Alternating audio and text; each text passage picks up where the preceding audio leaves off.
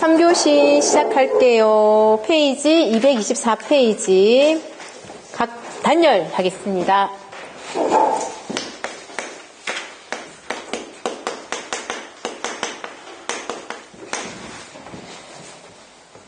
외단열, 중단열, 내단열이 있는데 단열이라는 측면에서만 봤을 때 가장 좋은 단열은 무엇일까요?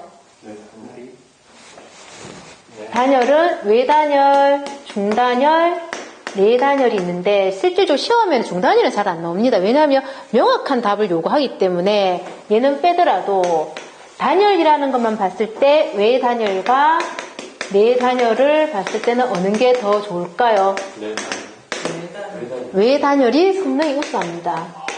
성능이 우수해서 실질적으로는 가장 좋은데 잘 하지 않죠. 왜냐하면 바깥에다 단열을 해두었더니 그러니까 유지보수가 힘든 거예요. 너무 빨리 가려줘야 되고 하니까 유지보수비가 많이 올라가다 보니 실질적으로 우리나라에서는 내단열을 가장 많이 하고 있습니다. 그래서 그렇지만 외단열 동그라미 1번 너무 추우면 외단열 해야 되겠죠. 그래서 외단열은 성능 우수하고 한랭지에서는 어쩔 수 없더라도 외단열을 해줘야 됩니다. 동그라미 3번에 장기간 거주하는 거실 용도로도 적합하고 단점이 뭐라고요? 단열층이 손상될 확률이 높죠. 다음, 중단열 빼고 단열 할게요. 비교하기 위해서 동그라미 1번 단열 성능은 상대적으로 취약을 하고 다음 동그라미 2번에 얘 같은 경우에는 단열을 벽면이 있으면 이쪽에다 단열을 하다 보니까 내 쪽에 단열을 하다 보니까 얘는 찬 기온을 외기를 그대로 담았겠죠. 그래서 뭐가 발생하기 쉽다? 결로. 즉 내부 벽체 결로로 취약한 구조이다. 동그라미 3번에 간헐 난방하는 장소로 적합. 단기 거주할 때 적합하겠죠.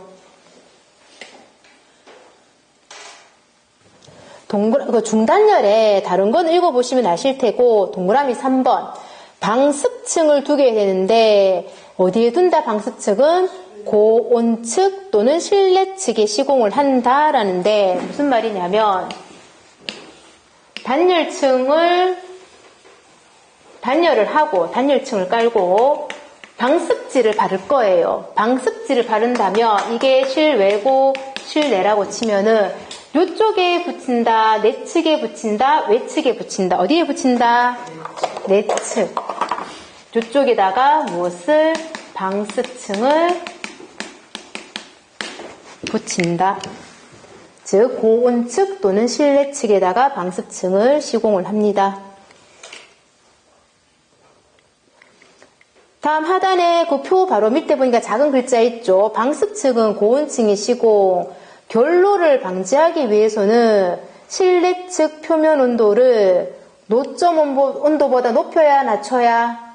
높여야 한다. 요거는 무슨 말입니까? 우리 표를 참 많이 그렸었는데 온도에 따른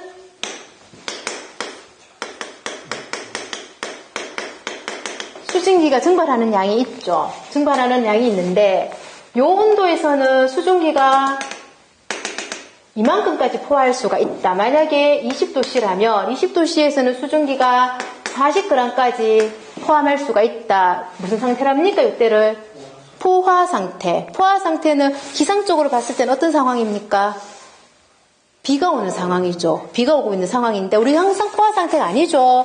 실내 온도는 20도지만 수증기는 만약에 10g만 하고 있는 불포화 상태입니다.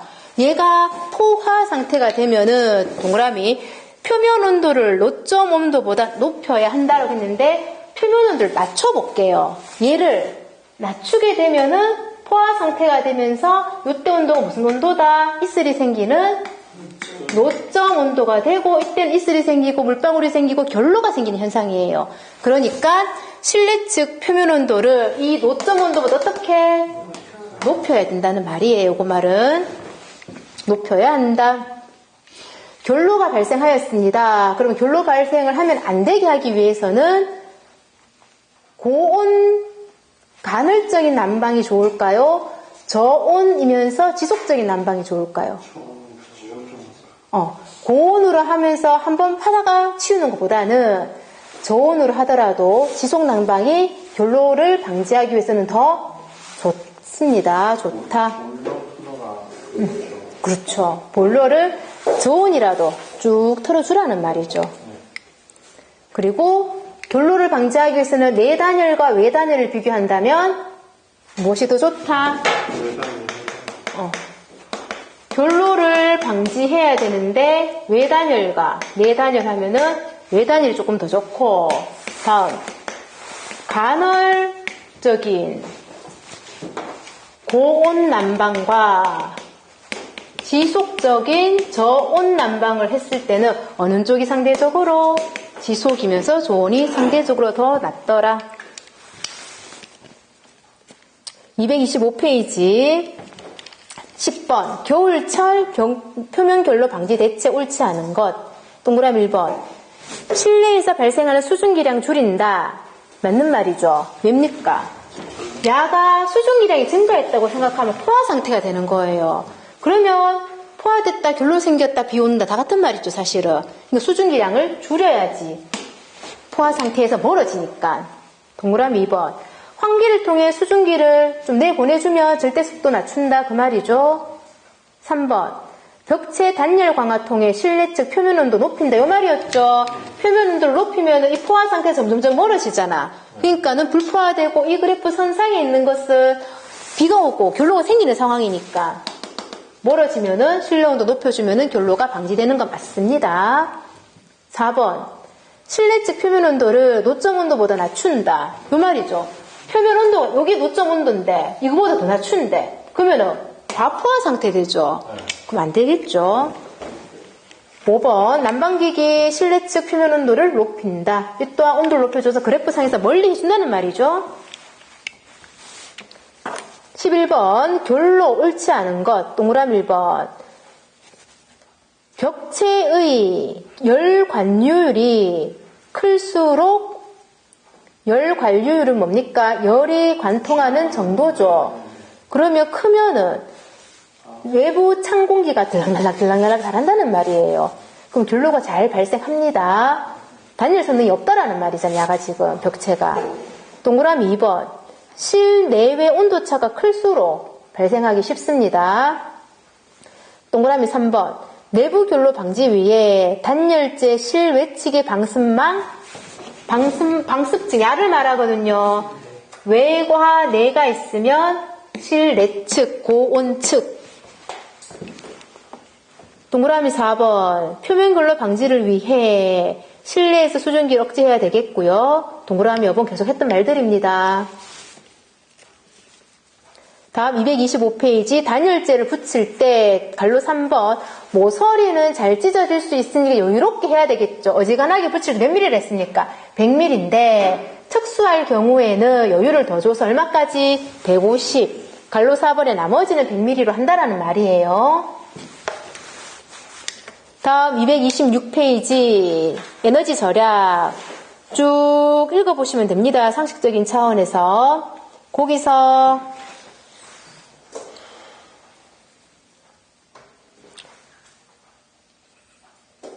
읽어보시고 마지막으로 예제 12번 에너지 절약 옳지 않은 것. 동그라미 1번에 단열재 이음부는 최대한 밀착 시공하여 두 장 엇갈리게.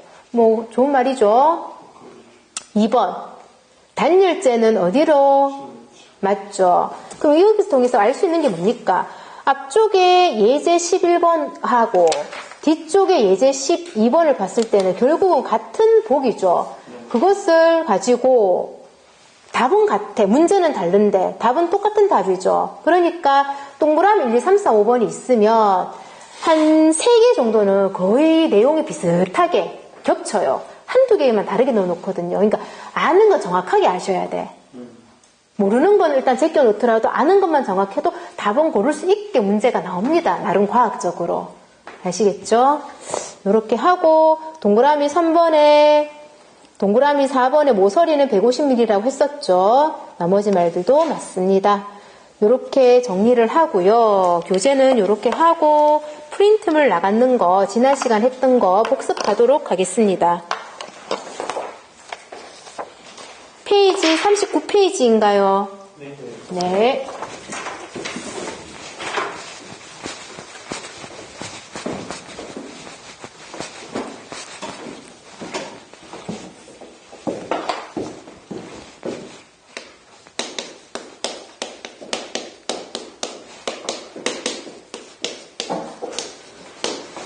1번에 소화기는 소형 소화기와 대형 소화기가 있었죠.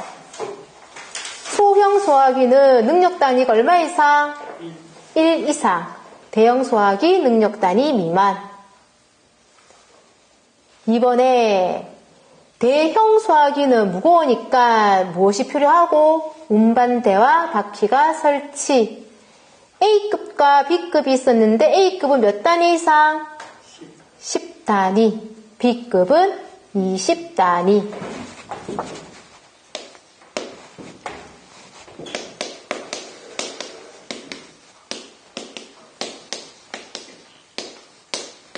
화재의 종류를 4가지로 구분하였었죠. A급 화재, B급, C급, D급. A급은 어떤 화재? 뭐로 불이 났습니까? 일반 화재. B급은 기름, 유류 화재. C급은 전기 화재. K급은 뭡니까? 그쵸, 주방 화재. 이 정도도 구분해주고, 만약에 교재로 본다면은 어느 쪽이 되냐면,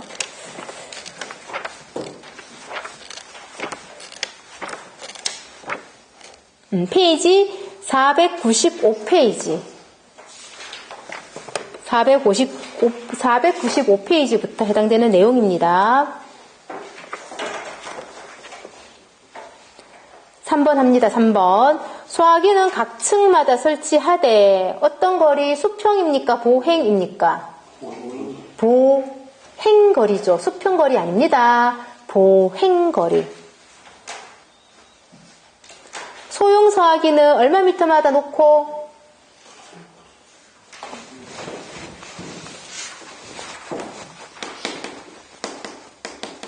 보행거리마다 소화기를 2대. 소형과 대형이 있는데 소형은 얼마 미터마다?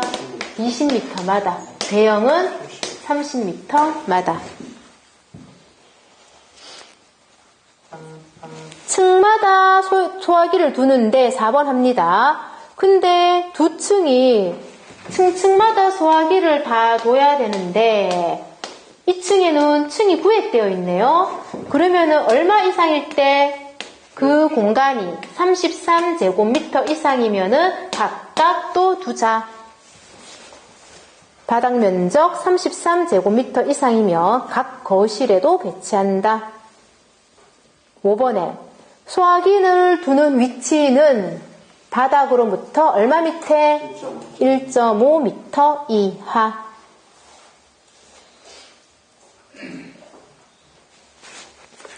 다음 6번. 소화 활동 설비를 쓰라고 하였는데 다시 보게 되면 소방 설비에는 소방 설비는 다시 5가지로 구분되었죠. 맨 처음에 뭐가 있습니까? 불 끄는 소화 설비. 불이 났어요. 그럼 소화해야 되고 소리로도 알려줍니다. 무슨 설비? 경보 설비. 그 사람들이 피난을 하겠죠. 그래서 무슨 설비? 피난 구조 설비. 다음. 그럼 이제 불을 끄러 와야 되겠죠. 물로. 그러면 소방 용수 설비. 다음. 소방관들이 도착했어요. 그 소방관 아저씨들이 활용하는 설비인 소화 활동에 이용할 수 있는 소화 활동 설비. 이렇게 구분할 수가 있어야 됩니다. 그 중에 6번에 이거 적는 거 아니에요. 6번 칸에 적고 있으면 안 돼. 6번은 뭡니까? 소방설비를 적으라는 게 아니고 야를 적으라고 나와 있잖아요. 그래서 이제 다시 야, 소화, 활동설비는 다시 몇 가지로 구분한다 했습니까? 요거 얘는 꼭 알아두자라고 했었죠. 잘 나오는 편이거든요. 뭐가 있습니까? 부를 거는 재연설비, 연결, 송수관설비. 다음 똑같은 맥락으로 연결, 살수설비. 다음 비상, 콘센트 설비. 또 무전기 들고 다니면서 할 수 있게끔 무선 통신 보조 설비. 다음 연소 방지 설비. 다음 중에서 소화 활동 설비인 것을 골라라 아닌 것을 골라라 나오거든요. 말들이 조금 낯설더라도 익혀두셔야 됩니다. 7번은 어디 있는 내용이냐면 499페이지에 그 표에 관한 내용입니다. 499페이지의 표. 지하층에 꼭 있어야 되는 두 가지 피난할 때 필요한 뭐였습니까? 비하니까 급하니까 사다리나 뚝 올라갈 수 있는 피난 사다리와 피난 사다리는 그냥 요런 사다리인데 조금 노약자라든지 불편할 수 있으니까 여기에다가 발판이 이렇게 튀어나와 있는 이름 뭐랬죠? 피난용 트랩. 두 가지 지하에는 꼭 있어야 되는 게 출제되는 거죠. 피난 사다리, 피난용 트랩. 다음 3층과 4에서 10층은 혹시 나오진 않았지만 혹시 나온다라고 하면 지하층은 나왔으니까 안 나온다선 친다면 3층과 4에서 10층을 비교한다면 뭐만 다 똑같은데 차이가 뭐가 있다고 하였습니까? 피난용 트랩과 미끄럼대는 3층에 두 개가 더 들어가 있습니다.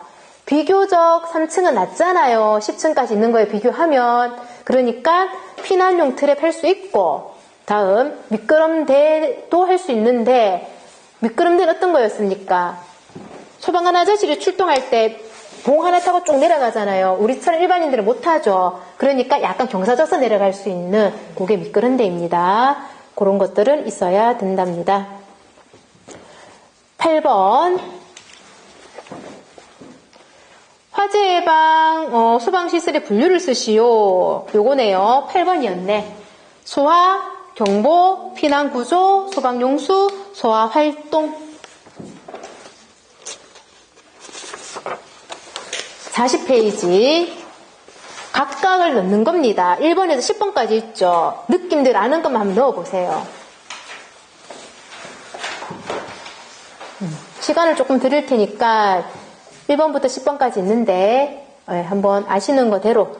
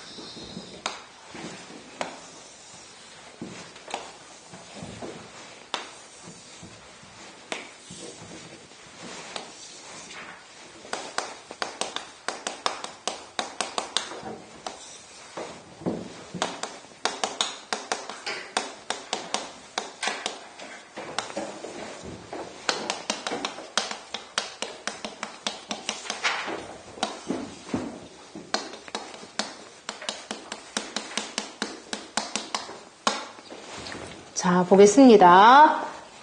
동그라미 1번. 소방시설을 적으시오. 동그라미 1. 소화기는 불 끄는 거죠. 무슨 설비? 소화설비. 동그라미 2번. 물 분무 등 소화설비는 또한 소화설비. 3번. 비상 콘센트 설비는 소화활동설비. 4번. 연결 송수관 설비도 소화활동설비. 5번. 시각경보기 자동화재 속보설비는 경보설비. 6번. 인명구조기구 비상조명 등 유도 등은 피난구조설비. 상수도 소화용수설비는 소화용수설비. 8. 단독경보형 감지기 누전경보기는 경보설비. 9. 옥내소화전, 옥외소화전은 소화설비. 10. 구조대 완강기는 피난구조설비. 10번. 유도등 설치 기준을 높이 써라. 피난구 유도등은, 피난구 유도등 어디 있다고 하였습니까? 요 문 앞에 있는 것도 피난구 유도등이죠. 설치 높이는 일단 얼마 이상? 1.5m 이상. 어디에? 피난구마다. 즉, 문 열려있는, 문이 달려있는 구멍은 다 위쪽에다가 피난구 유도등을 달아달라는 말입니다. 1.5m 이상, 위치는 피난구마다.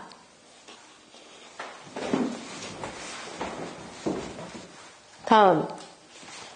통로 유도등은 몇 가지로 구분하였습니까? 3가지로 있었죠. 어디에? 거실 통로, 복도 통로, 다음 계단 통로 유도등.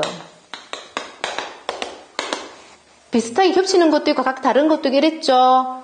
통로 유도등 2, 3, 4번에서 복도 통로, 3번에 거실 통로, 계단 통로. 일단 설치 위치를 볼게요. 거실이 이런 방이죠. 우리 활동하는 것. 그럼 왠지 어디 둘 것 같습니까? 위치가 1.5m 이상 설치 위치가 유도등. 복도는 아래쪽을 따라가는 거죠. 그러면 어디? 1m 이하. 계단도 마찬가지죠. 1m 이하.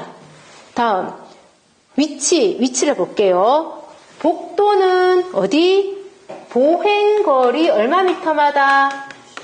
20m마다 또는 어디에? 모퉁이 가버리면 안 보니까 모퉁이마다. 거실하고 어땠습니까? 같죠? 보행거리 20m마다 모퉁이마다. 계단 통로는 어디? 계단 올라가다 쉬는 부분 어디? 계단 참마다. 밝기에 대한 규정도 있었습니다. 얼마 룩스 이상? 1럭스 이상. 다음 11번. 소방관이 출동하려면은 우리나라에서는 규정을 몇 분으로 둔다고 하였습니까? 소방관 출동하려면 20분이랬죠. 그래서 소방 규정은 20분 규정이 많아요. 때문에 불이 났을 때 사람들이 대피하고 유도등 계속 켜져 있어야겠죠. 소방관 올 때까지. 그러니까 유도등은 몇 분 이상 유효하게 작동? 20분. 소방 파트에서 20분 잘 기억해 두시면 좋습니다. 작동 가능한 전원을 설치하는데 요즘 원체 고층 건물이 많아지니까 다만 지하층 빼고 11층 이상으로서 더하기입니다. 또는 아니에요. 11층 이상이면서 지하층 또는 무층층으로 용도가 무슨 도매, 소매, 시장일 경우에는 얼마 이상? 60분, 1시간까지는 유도등이 켜지게 해달라. 각종 소화설비 규정이 있는데 이 표는 좀 기억을 해 두셔야지 편합니다. 옥내, 옥외 연결 송수관, 스프링클러, 드렌처가 있는데 방수량은 리터입니다. 근데 분당 단위가, 방수 압력은 메가파스칼 단위고요. 설치 간격은 미터가 됩니다. 수온 수량은 세제곱미터 단위를 기준으로 했을 때 옥내수화전은 분당 얼마? 130리터. 옥외수화전은 350리터. 연결 송수관은 누가 한다고 했습니까? 이거는 소방관이 와가지고 연결 송수관에 호수 끼워갖고 물 올려주는 거죠. 좀 많이 들고 와야 돼요. 차에다가. 얼마 리터? 2400리터.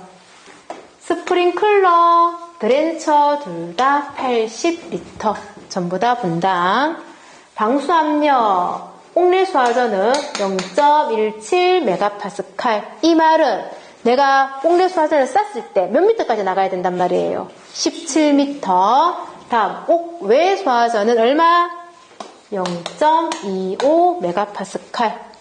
연결 송수관 0.35메가파스칼. 얘네 둘은 똑같이 0.1메가파스칼. 드렌처는 불이 꺼지는 원리가 뭐라고 하였습니까? 집 요런 데다가 요렇게 스프링클러 비슷하게 물 나오는 걸 만들죠. 딱 수막 현상으로서 불을 끄더라. 설치 간격 옥내수화전 얼마 미터마다? 25미터. 옥외수화전은 40미터. 연결 송수관은 50미터. 다음 스프링클러는 아파트 기준으로 봤을 때 얼마 간격으로? 3.2m 간격으로. 드렌처 같은 경우에는 만약에 이 개구 부위 얼마 위에?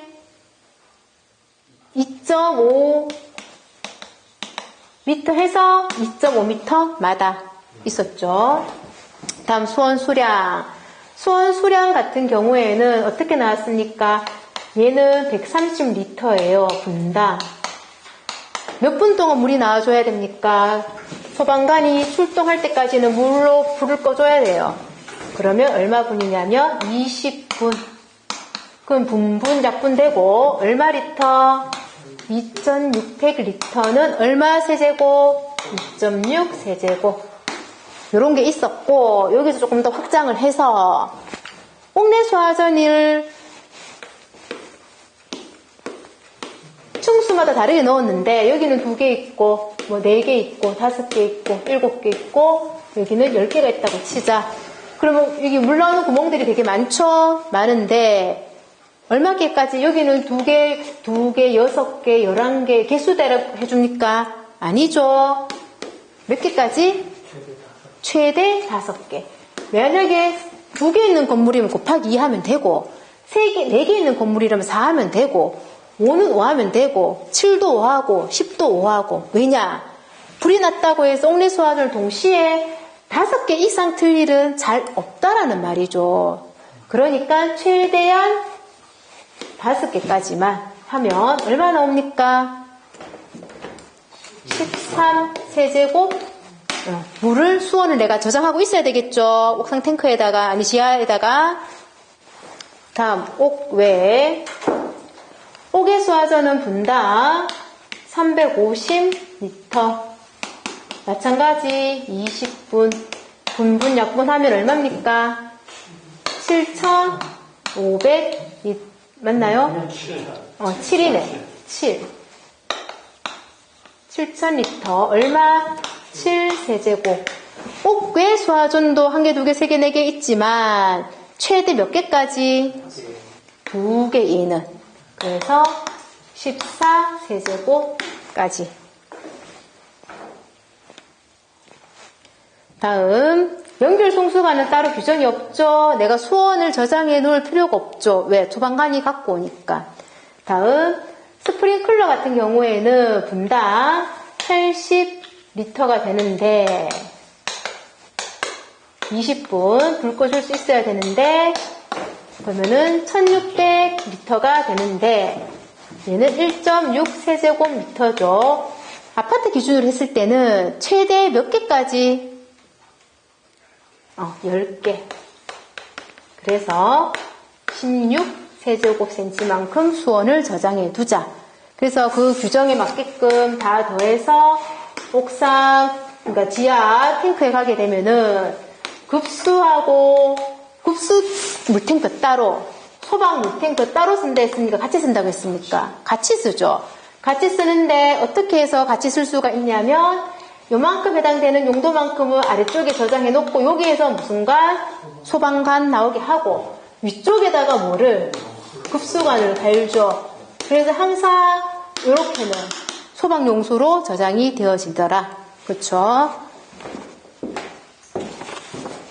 그래서 표를 익혀주세요. 다음 41페이지 13번. 옥내수화전 수량상출 시 고층일 경우, 고층이네요. 그러면은 일반 건물은 몇 층? 1층부터 층수 뭐 하더라도 몇 층? 29층. 다음은 몇 층? 30층부터 49층, 50층 이상 가는데 일반 건물이고 얘는 무슨 건물? 고층. 얘는 초고층. 얘는 20분 동안 하면 됩니다. 얘는 몇 배? 40분. 얘는 60분. 3배 관계죠. 그럼 마찬가지. 여기에서 일반 건물은 얘인데 얘가 고층으로 가버리면 2배만큼. 그러면 원래는 얘가 13이었는데 26이 되고 얘는 얼마 되겠습니까? 얼마 되나요? 이만큼이 되겠죠. 그러면은 옥내수화전이네요. 옥내수화전. 얘죠? 옥내수화전 얘잖아요. 13이고 얘를 보는 게 아니고 수원 수량, 그러니까 이 옥상 수조에 넣어야 되는 양은 얘가 되는 거고 요거를 묻는 거죠 지금. 그러면 2.6 야의 2배 되니까 5.2 야가 되니까 7.8 요래 되는 거죠. 그러니까 옥내수화전 수량산출지 고층일 경우는 5.2, 초고층은 7.8.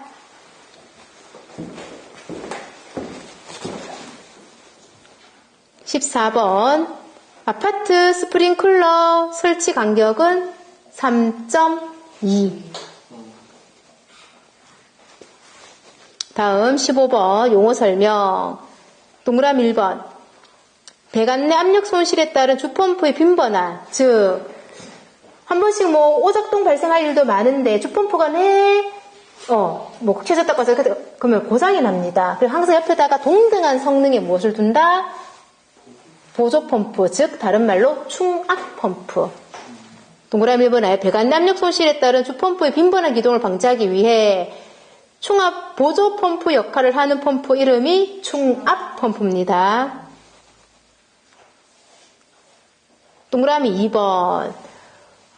불이 오랜만에 났는데 그때 한번 소방관이 열리면은 안 되죠. 그래서 항상 어떻게 해줍니까? 중간에 관을 하나 막고 1년에 한 번이나 2번 정도 기능 점검 해주거든요. 작동이나 정비를. 그때 말하는 거예요. 펌프의 성능 시험을 한 번씩 해줘야 되겠죠. 불 났을 때 하면 안 움직이면 어떡하냐고. 목적으로 펌프 토출 즉 개폐 밸브를 닫은 상태에서 펌프 운전하는 것을 무슨 운전? 최절 운전. 중간에 몸을 끊고 배관을 무슨 배관 만들어서 순환 배관 만들어서 유도해 주는 거 있었죠. 성능 검사할 때. 동그라미 3번. 소화설비 배관 내 압력 변동을 검지하여 자동적으로 펌프를 기동 및 정지시키는 것으로 압력 챔버 또는 기동용 압력 스위치 등을 말하는 것. 길죠. 기억을 하시려나? 기동용 수압 개폐 장치. 기동용 수압 개폐 장치. 동그라미 4번에 펌프 흡입측, 요거죠. 수원을 올려야 되는데 펌프가 달렸고 흡입, 토출. 흡입은 한 번씩 물이 쑥 다 빠졌을 수가 있죠. 진공 상태에서도 여기도 압력을 측정할 수 있어야 되고 여기서도 압력을 측정할 수 있어야 되는데 얘는 물이 빠졌을 때도 측정 가능해야 되니까 무슨 게? 진공계.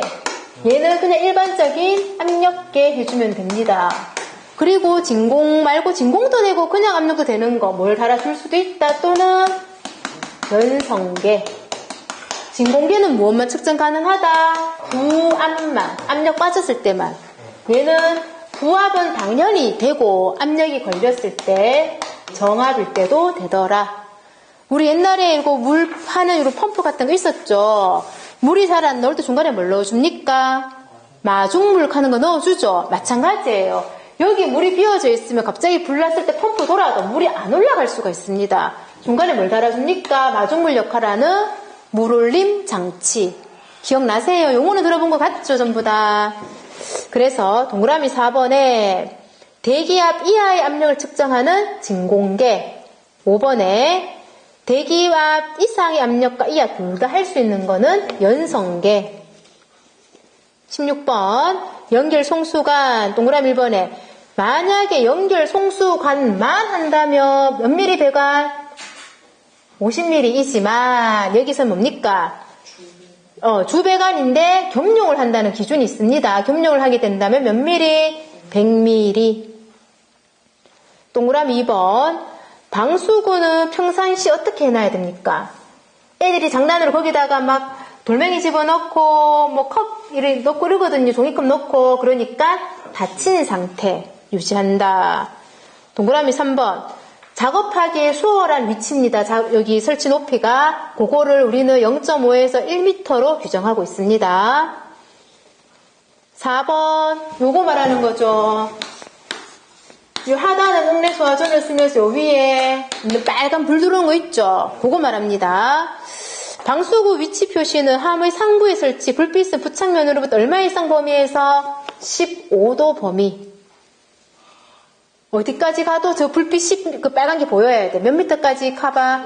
10m. 10m. 적색으로 식별 가능해야 됩니다. 5번에 유효 범위는 중심으로부터 얼마 미터 이내냐면 50m 이내.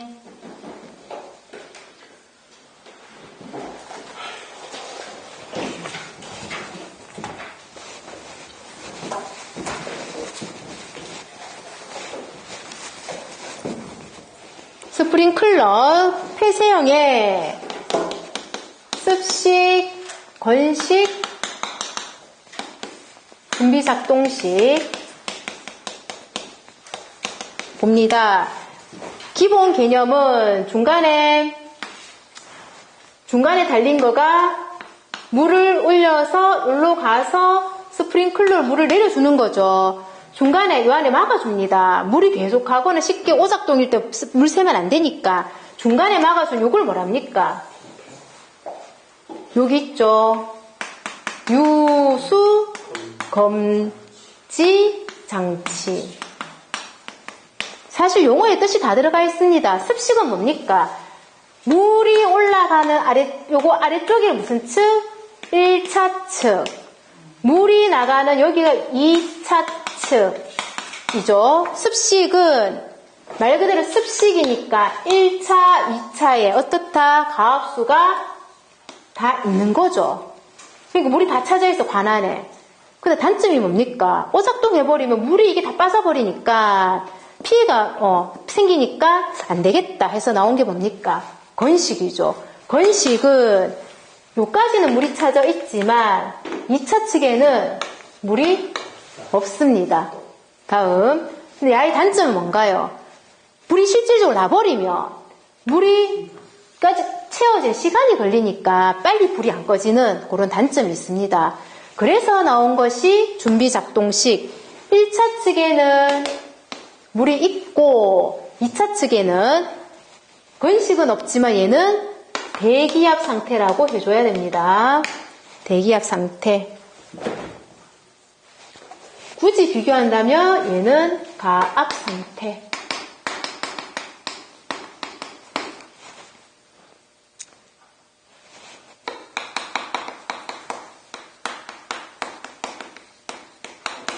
유수 검지 장치는 뭐라고 했습니까? 처음에는 야하고 물이 차져있든 가압이든 대기압이든 야랑 압력 상태가 어떻다고 봐준다? 똑같다고 봐줍니다. 근데 불이 나버렸어. 그 스프링클러에 물이 빠져버리죠. 물이 빠져버리면 이 물이 쑥 나가버리면 여기에 상대적으로 뭐가 됩니까? 부압인 상태인 압력이 감소하죠. 그럼 얘가 그거를 감지를 하는 거야. 유수의 상태를 검지하는 장치예요. 압력이 빠졌네, 불이 났나 보다라고 자기가 확인을 하고 상태를 예측을 하고 이쪽 무리를 올려주는 거라. 펌프 작동하게 해서. 그게 바로 유수 검지 장치인데 요 이름들이 야에 따라 다 다른 거예요. 그래서 습식 스프링클러라면 유수 검지 장치가 압력의 변동을 느꼈어. 소리가 나네. 무슨 밸브? 알람 밸브. 그리고 이제 세월이 지나다 보니까 다양한 기능들을 갖고 오다 보니까 이름을 이제 자기 이름을 갖다 붙이는 거예요. 얘는 무슨 밸브냐면 건식 밸브, 얘는 준비 작동식 밸브 또는 프리 액션 밸브라고 합니다. 동파가 있는데 당연히 습식은 동파가 잘 되고 나머지는 동파가 잘 안 됩니다.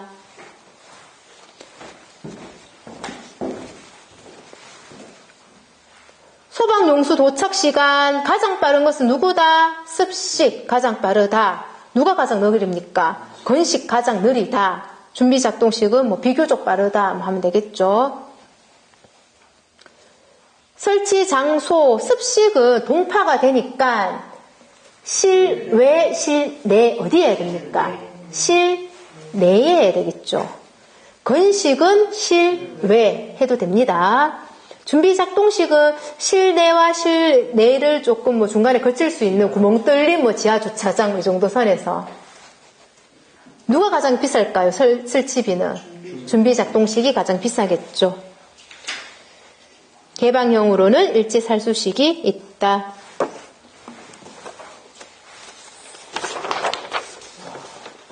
조금 힘내시고 이제 거의 다 돼갑니다. 뒤에 합니다. 18 감지기는 세 가지로 했는데 80도 이상만 되면은 가가 빡 작동해야 돼. 무슨 식? 특정 온도 정온식 감지기와 10도씩 온도가 올라가면은 10도씩 점점 10도씩 올라가네. 그걸 느껴. 무슨 식? 차동식. 근데 불이 나게 되면은 불보다 온도보다 사실 누가 더 빨리 민감하게 반응합니까?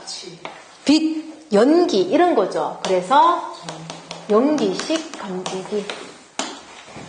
동그라미 1번 보일러실, 주방, 바이메탈 원리래요. 이거는 정온식. 이번에 일정값 초과시 리크밸브 있어야 된다는 것은 차동식. 3번 층고 높은 거 불 열기 가는 것도 연기가 더 빨리 갑니다. 즉 연기식. 19번 가스가 돌아다니죠. 가스는 기준이 0.1과 1메가파스칼이 있죠. 야보다 낮으면 저압이고 높으면 고압이고 중간이 중압입니다. 그래서 동그라미 1번에 저압은 0.1메가파스칼 미만, 2번에 고압은 1메가파스칼 이상. LNG, LPG 기준입니다.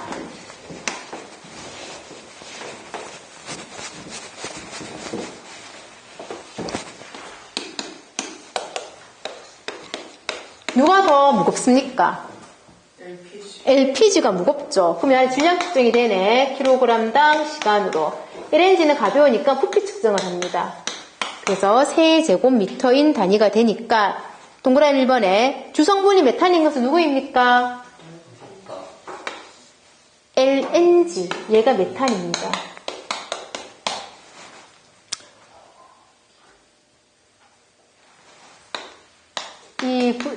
이게 CH4죠. 분자량이 다른 거에 비해서 구성이 단순해요. 가볍습니다. 1번에 주성분이 메탄이다. LNG. 2번에 킬로그램이니까 무게를 잴 수 있는 거야. 무겁다는 말이에요. 그래서 LPG입니다. LPG. 3번 세제곱미터는 가벼워서 둥둥둥 떠나봐. 무게 재기가 어려워. 부피를 재고 있잖아요. 그러니까 LNG. 4번 가볍다. LNG. 옆에 무겁다. LPG. 5번 배관을 따라 공급된다. 얘를 액화시키면 좋긴 한데 안 되나 봐. 그래서 LNG. 본배통 즉 맞죠? LPG. 6번 설비 투자가 많이 든다. 왜? 배관 만든다고. LNG. 7번 발열량이 적은 거 분자량이 단순한 LNG. 감지기가 아래에 있는 거는 무거워서 가라앉는다는 말이죠. LPG. 21번 가스 입상각 밸브는 사람들 손이 잘 닿으면 안 되겠지. 애들 손이 위쪽에 달아줘야 돼. 근데 점검할 때 사용을 해야 되겠죠. 그 기준을 어떻게 잡습니까? 내가 잘 만질 수 있는 부분은 1.5m 이하, 뭐 1m에서 1.5m 이런 말 많이 나왔었죠. 근데 손이 닿으면 안 되는 위치는 1.5가 넘어야 돼. 그러니까 1.6m에서 2m. 1.624, 2m 이내. 22번. 건물에 공급되는 가스는 보내줄 때는 센 거 오겠죠. 그래서 무엇을 거쳐서? 정압기. 23번. 도시가스 설비 공사 기준입니다. 동그라미 1번. 가스 계량기, 우리 집에 있는 가스렌지 사이에는 얼마 거리 이상? 2m 이상. 3번하고 동그라미 2번과 5번을 같이 하겠습니다. 이게 외워야 된다라고 했었는데 지읒자가 들어가는 거 뭐 접속기, 전멸기 요거 하고 기역, 개폐기, 계량기 구분하라고 했죠. 계량기, 개폐기, 기역자가 들어가면은 얼마 센치? 60cm. 전멸기, 뭐 접속기, 지읒자가 들어가면은 30cm. 잘 나옵니다, 보기에. 3번. 가스 배관 표면 색상은 무슨 색으로 하는 게 원칙이다? 도시가스 아파트에 쭉 들어오잖아요. 황색 도장하는 게 원칙입니다. 그렇지만 우리 집은 안 그런데 우리 아파트에는요. 안 할 수도 있다고 했었죠. 어떤 걸 만족하면은 도시가스 배관 일단 노출 배관입니까? 아니면 비노출입니까? 무조건 노출해야 되죠. 근데 이 배관이 지면은 또 얼마 이상이고 1m 이상이고 황색으로 해주는데 몇 줄이?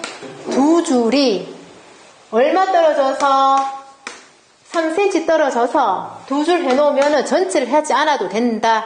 그래서 전체는 아파트 그 도장 색깔하고 같이 가버리죠. 그리고 표시는 꼭 해도 이게 뭔지는 가스가 지나가는 길과 얼마 메가파스칼이고 무엇이 지나가고 있는지 요거 세 가지는 꼭 표시해달라. 그런 게 있었죠. 4번에 지하 매설 저압 기준은 무슨 색? 황색. 중압 이상이라면 무슨 색? 적색. 여기까지 지난 시간 했던 거 한번 소방가스 설비에 대해서 정리하였습니다. 오늘 수고하셨습니다. 네.